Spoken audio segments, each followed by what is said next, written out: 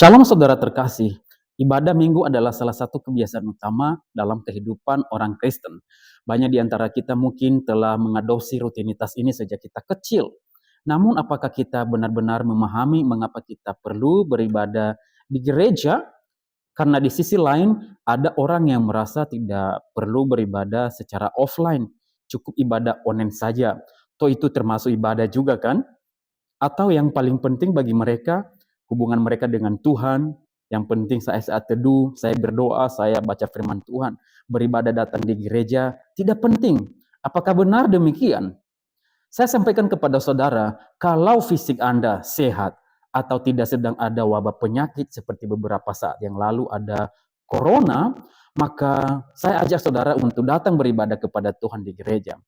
Mengapa kita harus beribadah di gereja? Karena ada 3 alasan penting mengapa kita harus datang beribadah di gereja kepada Tuhan. Melalui video ini, ayo kita temukan 3 alasan utama kenapa kita harus pergi beribadah di gereja. Yang pertama adalah karena Tuhan membentuk kita satu tubuh. Dalam 1 Korintus pasal 12 ayat 27, dikatakan bahwa kamu semua adalah tubuh Kristus dan kamu masing-masing adalah anggotanya. Saudara terkasih, Tuhan menciptakan kita untuk menjadi bagian dari satu tubuh. Tubuh itu adalah gereja. Kita adalah gereja. Kepalanya adalah Kristus.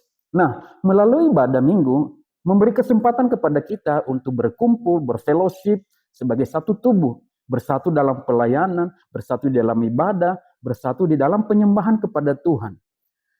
Sebagai tubuh Kristus, kita harus menghargai perbedaan dalam komunitas kita. Karena di tengah dunia yang begitu modern ini, kita sering sekali terpolarisasi dengan pilihan politik, ras, kelas sosial, dan lain sebagainya. Untuk itu gereja dipanggil untuk menjadi teladan dalam kesatuan, dalam keberagaman itu. Kita diajak untuk menghargai keberagaman-keberagaman. Ada keberagaman suku budaya, bahkan juga keberagaman dalam kita menyampaikan pendapat, dalam berpikir. Kita harus bisa menjadi pribadi yang menyadari bahwa kita ini memiliki peran penting masing-masing. Di dalam gereja tentu ada pendetanya, ada pengkhotbahnya, ada majelisnya, ada petugas multimedia, ada worship leader, ada tukang parkir, dan segala macam.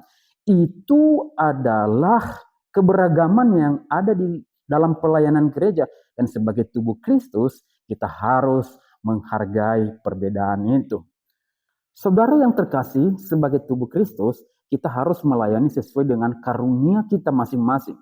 Karunia itu bukan hanya untuk konsumsi pribadi, tetapi untuk membangun tubuh Kristus. Nah, kalau kita tidak datang beribadah di gereja, bagaimana kita bisa membangun tubuh Kristus itu melalui karunia yang kita punya? Jangan dipendam, jangan ditahan, jangan diumpetin karunianya. Yuk tampil dan berikan yang terbaik dalam tubuh Kristus itu, di dalam gereja. Jika kita seorang yang memiliki karunia untuk mengajar, pakailah itu untuk memuridkan jemaat, untuk membangun jemaat. Atau jika kita punya hati untuk membantu, layanilah bidang sosial atau bidang diakonia dan lain sebagainya. Hadirlah di gereja, tapi terlibat aktif dalam kehidupan komunitas kita. Dukungan dan doa saudara itu sangat penting, terutama bagi saudara-saudara kita yang sedang lemah atau sedang sakit. Ayo kita doakan mereka. Itu sebabnya kita diharapkan untuk datang beribadah di gereja. Dan sebagai tubuh Kristus, kita adalah terang Kristus yang ada di dunia ini. Tuhan berkata bahwa kita ini adalah garam dan terang dunia. Maka kehadiran gereja di dunia adalah representasi dari Kristus itu. Maka komunitas Kristen harus memperlihatkan kasih, keadilan, dan pengharapan dalam masyarakat. Terlibat dalam isu-isu kemanusiaan dan keadilan sosial sebagai tangan dan kaki Kristus. Saudara yang terkasih, alasan yang kedua mengapa kita harus beribadah di gereja, karena memperkuat iman kita. Karena dengan kita beribadah di gereja, maka kita bisa memperkuat iman kita bersama dengan jemaat-jemaat yang lain. Dalam ibadah minggu, kita mendapatkan pengajaran dan penyegaran dari firman Tuhan. Dalam Kolose pasal 3 ayat 16 berkata, "Hendaklah perkataan Kristus diam dengan segala kekayaannya di antara kamu." Saudara yang terkasih, saat kita mendengarkan firman Tuhan, iman kita diperkuat dan kita diberi arah untuk hidup menjalani kehidupan kita tentunya sesuai dengan kehendak Tuhan, bukan sesuai dengan kehendak kita sendiri.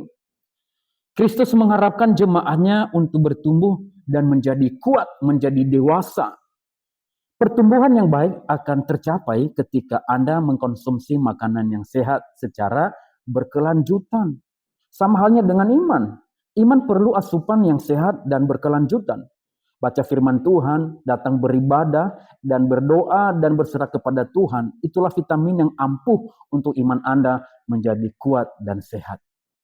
Saudara yang terkasih, iman itu juga harus diberi makan secara berkelanjutan. Sama halnya seperti Anda memberi makan tubuh jasmani kita ini. Makanan kita konsumsi minimal sehari 3 kali, bisa lebih, ya. Kalau Anda makan seminggu sekali, tentunya badan Anda tidak sehat dan sangat rentan dengan serangan penyakit. Begitu juga dengan iman, kalau tidak diberi asupan secara teratur dan berkelanjutan, tentu iman kita akan menjadi loyo dan tidak kuat.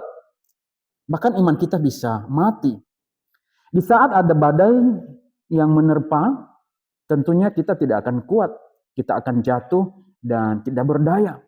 Untuk itu, supaya iman Anda harus kuat, dekatkanlah diri kepada Tuhan dan jangan menjauhkan diri dari ibadah dan persekutuan orang percaya. Itu alasan yang kedua. Saudara yang terkasih, yuk mari kita memperkuat iman kita kepada Tuhan. Yes, kalau saudara berdoa secara pribadi itu juga tidak salah. Kalau saudara beribadah secara masing-masing di rumah, itu juga tidak salah. Tapi untuk datang beribadah bersama-sama dengan tubuh Kristus di gereja, maka itu juga sangat-sangat diharapkan supaya iman kita terus dikuatkan.